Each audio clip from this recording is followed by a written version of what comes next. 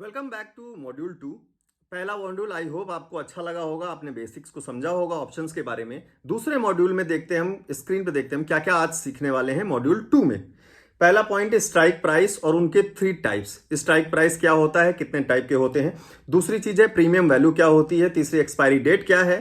Call option किसे बोलते हैं, पुट ऑप्शन किसे बोलते हैं। अप ट्रेंड क्या होता है, डाउन ट्रेंड क्या होता है। ऑप्शन ग्रीक्स क्या होते हैं जैसे थीटा एंड डेल्टा डिके। और last but very important stop loss क्या होता है। तो देखते हैं सबसे पहले हमारे पास क्या है, चलते हैं आगे। पहला चीज है स्ट्राइक प्राइस। स्ट्राइक का मतलब होता है किसी चीज को हिट करना। तो strike price is refer to the price where you are expecting to hit the market, कि आपने अंदाजा लगाया, प्रेडिक्शन किया कि मार्केट ऊपर जाएगी। अभी 17,800 पर चल रही है, आपके अंदाजे के हिसाब से मार्केट 18,000 हिट करेगी अगले 1 घंटे या आधे घंटे में।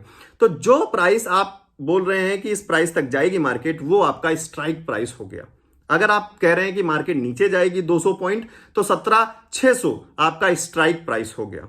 करंट प्राइस, जो प्राइस अभी निफ्टी का चल रहा है, इंडेक्स का जो करंट प्राइस चल रहा है, वो उसका करंट प्राइस हो गया। और जो प्राइस आप प्रेडिक्ट करते हैं कि अगर ऊपर मार्केट गया तो 17,800 जो के ऊपर जब जाएगा तो 18,000 जो आपका प्राइस है वो आपका स्ट्राइक प्राइस हो गया। तो जहां पर आपका प्रेडिक्शन प्राइस को हिट कर रहा है, स्ट्राइक कर रहा है, वो आपका स्ट्राइक प्राइस हो गया। तो ये चीजें आपने समझ ली। फ्योर एनालिसिस से कि कोई भी शेयर, मैंने यहाँ पे 100 रुपए का एग्जांपल लेके दिया है कि मान लीजिए कोई 100 रुपए का है प्राइस और आप कह रहे हैं कि अगले हफ्ते या 10 दिन या 5 दिन में वो 120 हिट करेगा, तो आपका स्ट्राइक प्राइस हुआ 120। और अगर नीचे का आप मूवमेंट देख रहे हैं, अगर आप बोल रहे हैं कि नीचे जाएगा 20 रुपए, तो 80 रुपए आपका स्ट्राइक प्राइस हुआ। तो इसके स्ट्राइक प्राइस के बारे में निफ्टी में हम और आगे डिटेल में समझेंगे। स्ट्राइक प्राइस 3 टाइप के होते हैं, देख लेते हैं कौन। पहला आपका पॉइंट है इन द मनी। पहला पॉइंट है इन द मनी, दूसरा है एट द मनी, तीसरा है आउट द मनी। ये स्ट्राइक प्राइस क्या होते हैं, इनको जरा डिटेल में समझते हैं अगली स्लाइड में। तो in the money, in the money refers to the strike price which is inside the range of your expected price to go. Let's suppose you think price will go from 180 to 100. So in the money strike price will be under 100 like 90, 80. This means you are saying that price will remain above 80 or 90. मान लीजिए अभी current price चल रहा है 100 रुपए और आपको लगता है कि 120 जाएगा, ठीक है। तो अगर आप चाहें तो 100 रुपए से नीचे प्राइस भी ले सकते हैं। 100 रुपए से नीचे प्राइस लेना मतलब 90 ले रहे हैं अगर आप स्ट्राइक प्राइस, तो आपके कहने का ये मतलब है, ये नहीं है अगर आप 90 स्ट्राइक प्राइस ले रहे हैं, ऑब्वियस सी बात है मार्केट ऊपर जा रही है तो आप कॉल ऑप्शन खरीदेंगे। 90 स्ट्राइक प्राइस का अगर खरीदते हैं तो वो इन द मनी क्यों हुआ, क्योंकि जिस रेंज की आप प्रेडिक्शन कर रहे हैं वो उसके नीचे है। आपने 120 प्रेडिक्ट किया है और आप 90 का कॉल खरीद रहे हैं, तो इसका मतलब आप ये कहना चाहते हैं कि मार्केट का, उस शेयर का प्राइस या मार्केट का प्राइस 90 के ऊपर ही रहेगा। फिर वो चाहे 110 हो, 105 हो, 100 हो या 150 हो या 200 चला जाए, वो रहेगा 90 के ऊपर ही। ये आपका बेस प्राइस था। ये आपने उस स्ट्राइक प्राइस का मतलब निकाला है कि मैं 90 पे कॉल खरीदूंगा। तो ये इन द मनी हो गया, मनी के अंदर, आपके स्ट्राइक प्राइस के अंदर। दूसरा जो है आपका वो है at the money. At the money, जो करंट प्राइस चल रहा है बिल्कुल उसी प्राइस का आप स्ट्राइक प्राइस बाय करें। मान लीजिए 100 रुपए पर चल रहा है और आप 100 रुपए का ही स्ट्राइक प्राइस का कॉल ऑप्शन खरीद रहे हैं। कॉल क्यों खरीद रहे हैं, क्योंकि आपको लगता है मार्केट ऊपर जाएगी। तो आपने 100 का स्ट्राइक प्राइस खरीद लिया, तो जो करंट प्राइस चल रहा था बिल्कुल उसी रेंज के क्लोज प्राइस में, जैसे 100 हो गया या 95 हो गया, तो उस रेंज में अगर आप बिल्कुल कोई स्ट्राइक प्राइस की कॉल खरीदते हैं तो वो एट द मनी हो गया, क्योंकि 100 चल रहा है, आपने 100 का स्ट्राइक प्राइस खरीद लिया, तो ये एट द मनी मतलब मनी के बिल्कुल बराबर, जो अभी करंट प्राइस चल रहा है उसके बिल्कुल बराबर। तो आपका स्ट्राइक प्राइस हो गया एट द मनी। जो लास्ट है वो है out the money. Out the money कि मान लीजिए आप अभी करंट प्राइस चल रहा है 100, बट आपको जो है लग रहा है कि मार्केट 120 हिट करेगी, तो आप सीधे 120 का स्ट्राइक प्राइस खरीद लेते हैं। तो मार्केट अभी 100 चल रही है, आपने मार्केट के प्राइस के बाहर का खरीद लिया है, बाहर की रेंज का 120। 100 के ऊपर मतलब बाहर की रेंज, तो बाहर मतलब आउट द मनी, जो अभी मनी चल रहा है उसके आउट का स्ट्राइक प्राइस आपने खरीदा है, इसलिए 120 आपका out the money strike price हो गया। सेम चीज पुट में भी होगी। अगर आप 100 मार्केट प्राइस चल रहा है और आप कह रहे हैं 80 जाएगा, तो आप 110 का स्ट्राइक प्राइस खरीद लें, तो पुट में जो ऊपर का होगा वो इन द मनी हो जाएगा, बराबर का तो एट द मनी रहेगा ही रहेगा। अगर आपको लगता है 80 जाएगा तो आप 100 अभी चल रहा है, आप 80 का प्राइस खरीद लें तो वो उसका आउट द मनी हो गया, क्योंकि रेंज आपके प्राइस से बाहर चली गई नीचे की तरफ आपके एक्सपेक्टेशन के हिसाब से। तो आई होप आपको ये in the money, at the money, out the money समझ में आया होगा। आगे देखते हैं हमारे पास क्या है प्रीमियम वैल्यू। तो प्रीमियम वैल्यू जैसे इंश्योरेंस की मैंने बात की पहले मॉड्यूल में, तो जैसे आप इसमें इंडेक्स वैल्यू, जैसे premium value is the actual money you are going to pay for 1 unit of index you are trading. तो मान लीजिए निफ्टी में हम ट्रेड कर रहे हैं, तो निफ्टी का भी अभी मान लीजिए आप कोई भी स्ट्राइक प्राइस 18,000 का स्ट्राइक प्राइस का कॉल खरीद रहे हैं, जिसके लिए अगर आपको 100 रुपीज का प्रीमियम वैल्यू है वो आपको पे करना पड़ेगा। तो वो हो गया आपका प्रीमियम वैल्यू जो आप 1 यूनिट के लिए पे कर रहे हैं।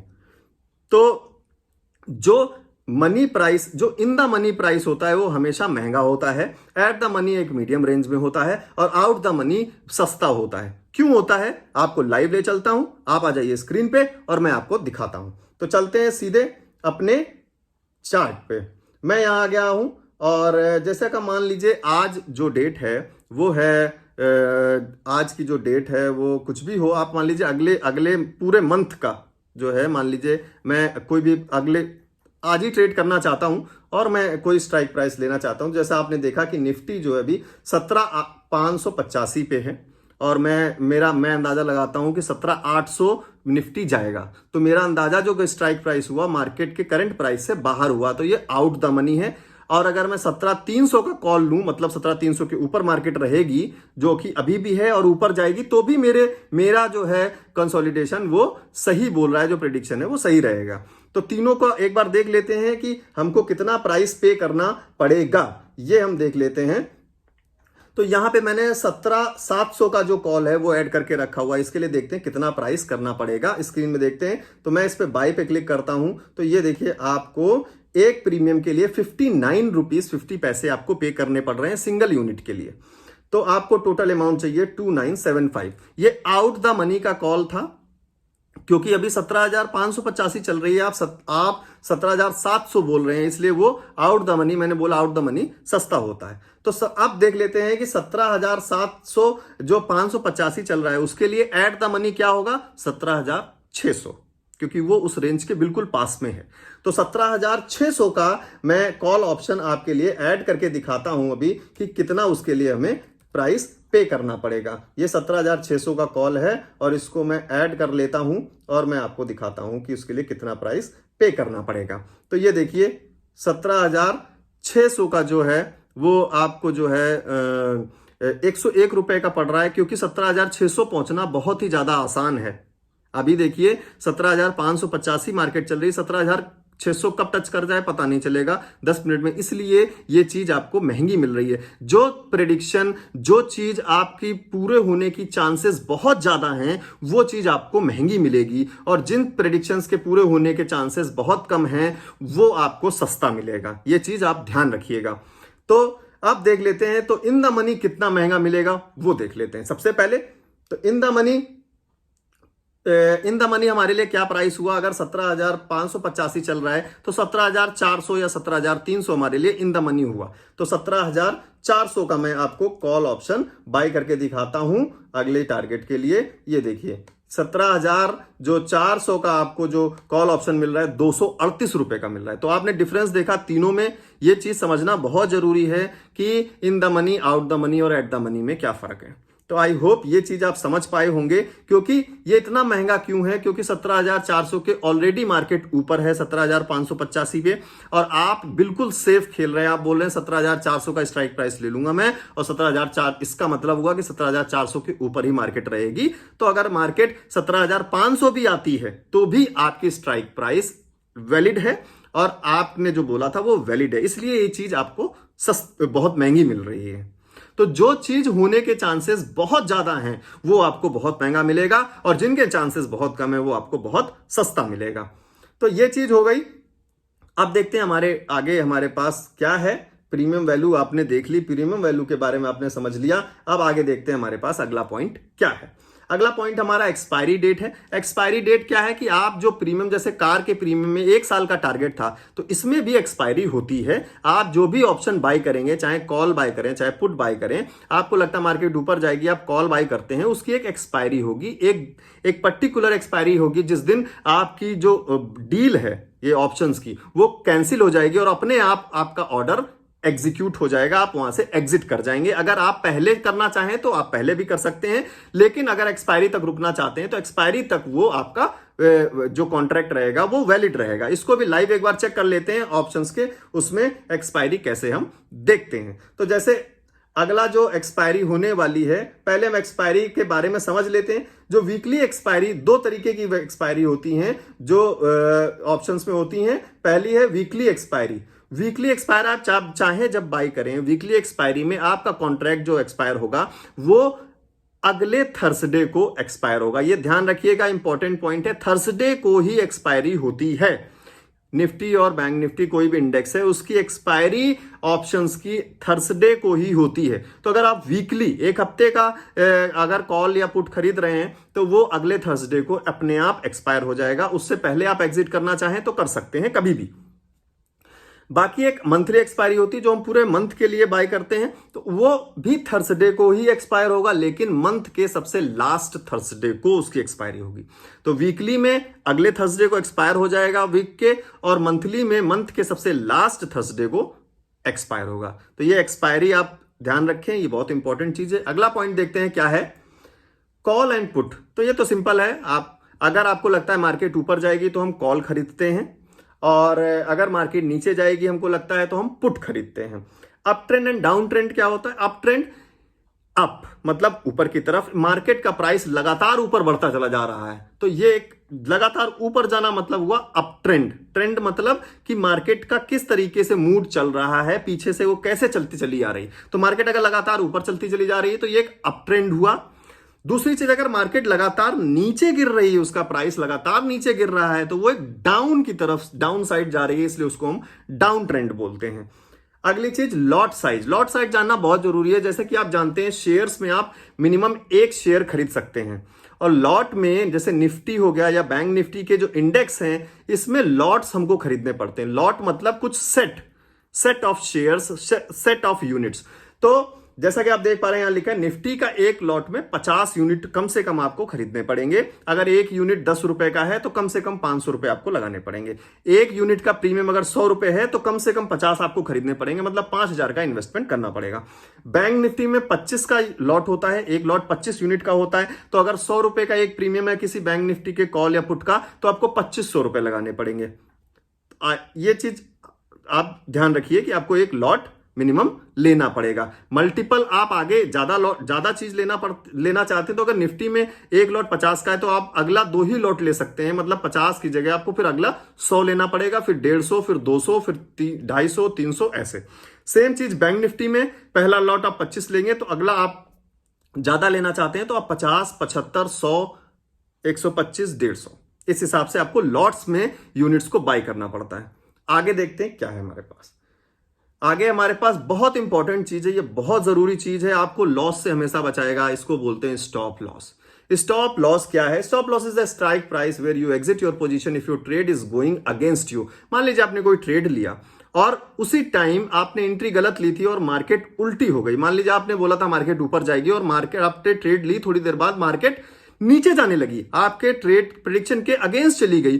तो अगर वो नीचे जाने लगी तो बहुत तेज नीचे जाने की वजह से आपका पूरा पैसा लॉस में जा सकता है। तो हम पहले से ही, अगर मान लीजिए हमने 100 रुपए पे कोई प्रीमियम बाई किया है और हमने बोला 120 होगा, ये मार्केट ऊपर जाएगी, मान लीजिए वो 102, 103 जाती है, तो आपको प्रॉफिट होगा। और उसके बाद वो ट्रेंड उल्टा हो गया और मार्केट अगेंस्ट चली गई, तो जैसे ही नीचे 98, 99, 97, 96 जैसे जाएगी, आपको लॉस होना शुरू हो जाएगा। तो आप हमेशा क्या करें, it is the amount of loss you can bear if you trade against you. अगर मार्केट आपके अगेंस्ट चली जाती, कोई भी ट्रेड लेने से पहले आपके पास रिस्क और रिवॉर्ड दोनों का आपका मैनेजमेंट होना चाहिए कि मैं 100 रुपए के प्रीमियम पे सिर्फ 5 रुपए का लॉस ले सकता हूं अगर मार्केट मेरे अगेंस्ट गई तो 5 रुपए के हिसाब से 95 आपका स्टॉप लॉस होना चाहिए। आप अपना स्टॉप लॉस प्लेस करेंगे तुरंत ट्रेड लेने के बाद कि 95 से नीचे मैं इसको नहीं रखूंगा, 5 रुपए का लॉस मैं सिर्फ बियर कर सकता हूं। तो 95 जैसे ही मार्केट आएगी आप उस ट्रेड से बाहर निकल जाएंगे और आपको 5 रुपए का ही लॉस होगा। अगर आप रुके रहेंगे तो हो सकता है वो 50 तक चला जाए, आपको आधा पैसा आपका लेके चला जाएगा वो। इसलिए जब मार्केट स्टॉप लॉस उल्टा चली गई तो इसका मतलब आपने गलत एंट्री ली थी, आपका ट्रेड गलत था, आपकी स्ट्रेटजी गलत थी। उससे बचने के लिए स्टॉप लॉस लगाना बहुत जरूरी है। If you have to always keep in mind that this much percentage I can bear a loss. आपको हमेशा परसेंटेज या अमाउंट में आपको हमेशा अपने दिमाग में लेके चलना है कि मैं इतना लॉस बियर कर सकता हूं। जितना आप लॉस बियर कर सकते हैं उसका स्टॉप लॉस जरूर से जरूर लगाएं। बड़े लॉस से बचने के लिए स्टॉप लॉस जरूर जरूर जरूर लगाएं। इस चीज को अपने दिमाग में बिठा लें कि बिना स्टॉप लॉस के मुझे कोई भी ट्रेड नहीं लेनी है। बहुत जरूरी है आपके लिए। एक अकाउंट साफ होने में सिर्फ 5-10 सेकंड लगते हैं। अगर एक बड़ी कैंडल बनी, आपने अप ट्रेंड का लिया था कॉल और अगली रेड कैंडल एक इतनी बड़ी बन गई तो आप 5 सेकंड में पूरा पैसा गायब हो जाएगा और आप ट्रेड एग्जिट करने का आपको मौका नहीं मिलेगा। इसलिए अगर स्टॉप लॉस पहले से लगा के चलेंगे तो ट्रेड अपने आप उस प्राइस पे एग्जीक्यूट हो जाएगी और आप बड़े लॉस से बच जाएंगे। अगला देखते हैं हमारे पास क्या है। तो इस मॉड्यूल में इतने बेसिक टर्म्स, ये आपको जो जरूरी टर्म्स थे ऑप्शन ट्रेडिंग को समझाने के लिए मैंने इसमें डिटेल में बोले।